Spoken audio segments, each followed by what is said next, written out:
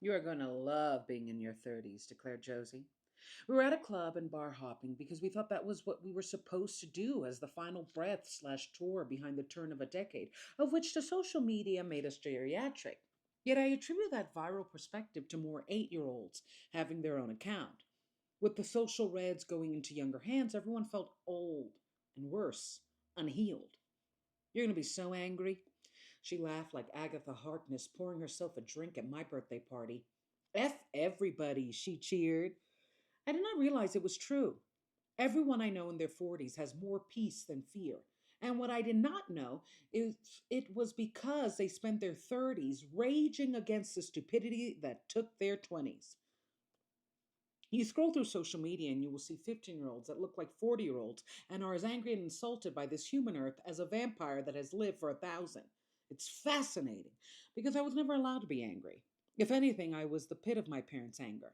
My mother subconsciously dumped on me all the anger she had towards an abusive job, an abusive husband, and a family that did not like her.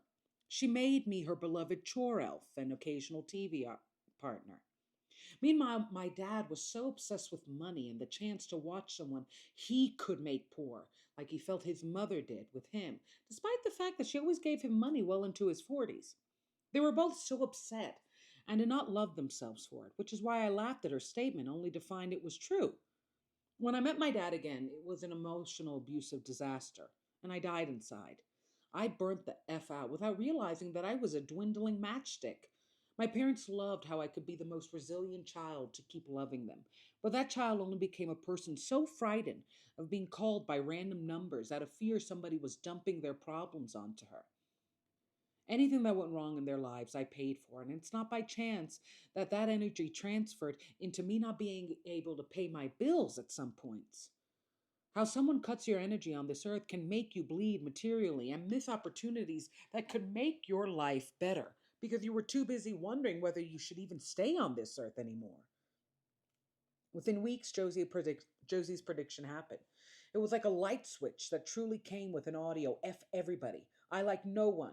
And the people I loved, I do not like. That feeling has been tricky in part because no one truly warns you that the more you like and love yourself, the more you become disgusted and even enraged by the losers you allowed into your space. You thought you were an exclusive club, and at best you were a 7-Eleven next door to it watching all those wasted, arrogant jerks of your life lick your donut display like they were Ariana Grande. I became overwhelmed by the fact that I never felt loved in the way I needed and wanted. Ugh. I was told I was picky, difficult, and too sensitive. And I tried to change these things to not end up alone, only to find I did, even when I was just with myself. Damn, my 30s are gonna be lit, I yelled as we popped some cheap champagne, as if we were the wealthiest people on earth. Little did I know, I was actually gonna mean what I say, but just in a different way. All right, let's heal, let's discuss. So she said that to me, and I found it so funny because it was something that I was hearing from various women in my life. And I thought it was such a funny statement that oh you're going to get so angry but like they said it in a way of like exciting like in a you're finally going to say f everyone and I don't like you and get out of my space because there's something really enriching about older people, especially like that crabby 70-year-old biatch that's just like get out of here. You're like ah, you don't know how many people I wanted to say get out of here. You're stupid. I don't like you. And it was people that were doing that to me. They were saying, I don't like you. You're stupid, either aggressively or passive aggressively. And I always had to hold the higher ground. I always had to be nice. And they were telling me I'm going to get angry. And I laughed, but I also felt a little threatened by it because I was so known for not being angry. And the truth is, I wasn't allowed to be. If I was ever angry at my mother, she cut that real quick and said it was disrespectful or kind of out angered me. And then what I did was I would either over explain why I was in the gentlest way, like just talk for 3 hours to this person that had put me on mute, or and and kind of walk away and part of what made me so resilient as a child, and I think makes children in general resilient, is this capacity to kind of keep loving and to get right back up. And I was so rewarded and admired for that ability, all while people telling me that I had no issues. That was the grand irony of my childhood. Everybody loved how I loved and how I always loved, despite the moments when they were unlovable. Yet when I wanted to talk about those things or put a boundary, a barrier against their unlovable sides, I was not being myself. I was being too sensitive, too rebellious. And it's so scary because my dad was really malicious, very unsafe. Sometimes I feel still endangered by him. And my mother has this way of like conveniently remembering things when she's the victim, or but most of the time forgetting everything that doesn't make her the victim, right? Like she's always the wounded, never the wound, and, or the wounder. And it's really difficult to manage that because I feel sad for my mother as a human being, not just as a daughter. I feel sad that despite all the good she has done for others, she will never see the harm she has done to me or to herself. And that is her crux, that is her cage. And you could die in that cage. Whereas my dad, what I admire is that he's going to go straight to hell and be like, "What? Really? I wasn't a good person?"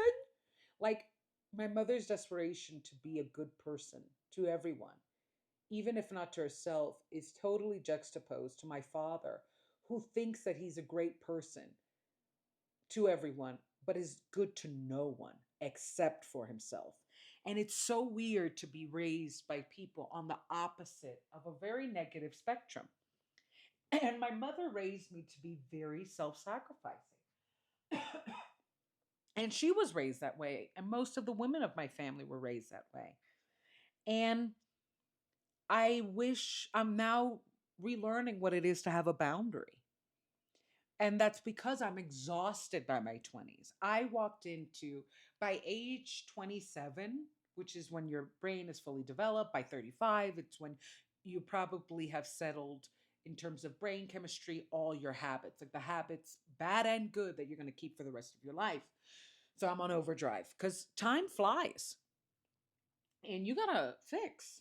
And it was this thing of like, it was laughable and threatening and exciting.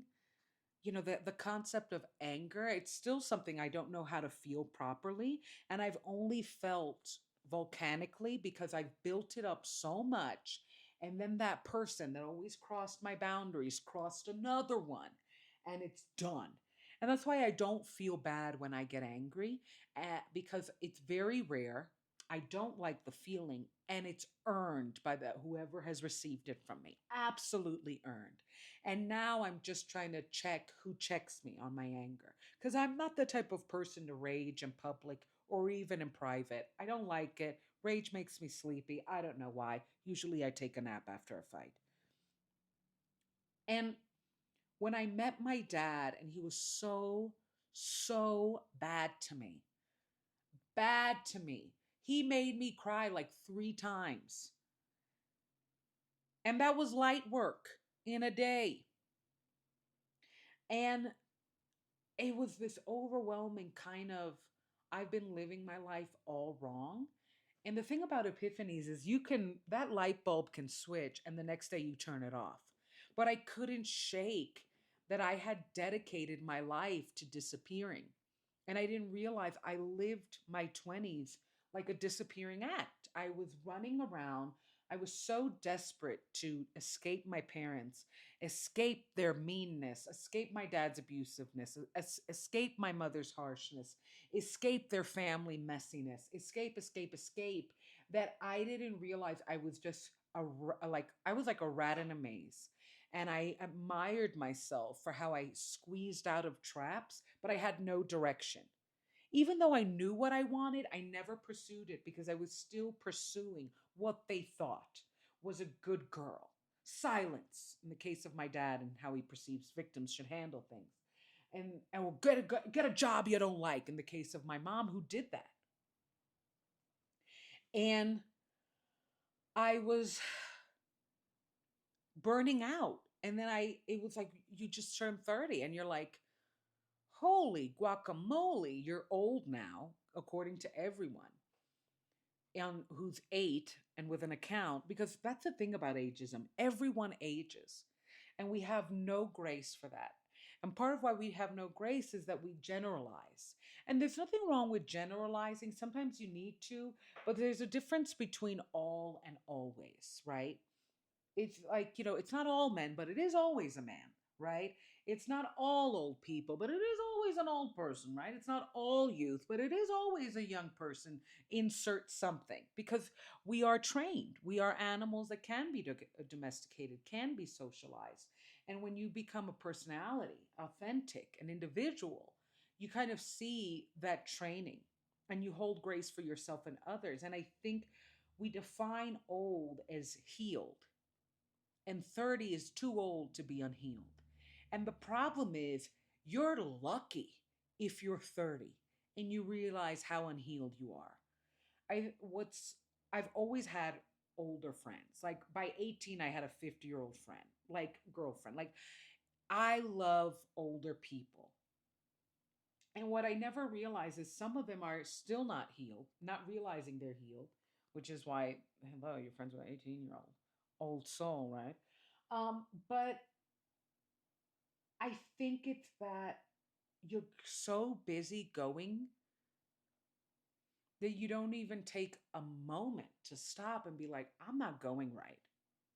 And you could go for a long time. I've seen 50-year-olds or 60-year-olds start the process that I'm starting at 30. And thank God they did, because sometimes you want to give up thinking life is dead, everything has passed, there's no hope. Why am I doing this now? I should have walked out healed. And then your own abusers will give this magical, mystical example of how when they were 19, their dad gave them a quarter and they built an empire. Like there's always that person. Madonna was 50, it had $50 and took the bus. And it's like, I'm great. That's great. That is fantastic that you were able to materially move on from your spiritual wounds. Some of us have to spiritually heal before we can materially do so. And that's fair because they all affect each other. Like I said, you know, if somebody cuts you energetically enough, you're going to struggle financially enough, aka my dad, to me. And when he left, it was this, I've treated a lot of people that were not good to me or did not like me way too well. And I have not been good to me. And I have been walking into traps and kind of attracting the wrong people, or just having, it's not even an attraction sometimes. It's just that you don't even realize you have no direction. You have no aim. You have no boundaries. If your goal is just to be loved and just to be loving, hallelujah, enjoy getting stepped on. Because true love does have boundaries. And it has boundaries because the person who's willing to respect them will love you endlessly, will love you unconditionally, will love you unlimitedly. It's almost like a standardized test. They're going to be A. They're going to be an A plus because they understood your questions. And it's been freeing to not like people. It's been freeing to get rid of people, especially when you look back on me a few years ago that was so desperate to keep everybody, and even now struggles with letting go of people that have probably already let go of me. I just thought I had to keep everybody, and particularly comfortable, keep everybody comfortable. And I was all wrong, taught all wrong by people who were wrong. And I'm paying for it. And I hope to stop paying negatively and get some luxury out of these lessons. So for people who are going to turn 30, I hope you enjoy your age. And I hope you realize it's never, you do get older, but you don't necessarily get healed. And healing, we confuse healing for material. And I think a lot of people turning 30 were like me, of kind of like, where's the house? Where's the family that I was, the living room family, which is trending on TikTok? And what a beautiful trend. So, so beautiful, so healing. Where is the great job? Where's the promotion? Where's the dream? I thought I would be doing my dream by now. And just do it. Just heal and go, because we only have this one life. We only have this one life. And no one saves you but you. And that sucks. That sucks. Because let me tell you something. That grand irony I have learned is you need other people to hurt you, but you only need you to heal you. Isn't that a joke? That's why you got to be selective with your relationships. Because others will wound you, but only you can wrap your own wounds. Ugh, my God. Check out daddyrecovery.com for all my work, for all the written stories. And check out the Andrew reviews for my entertainment reviews. And check out everything. Follow me on all socials. Follow me on YouTube to see these videos.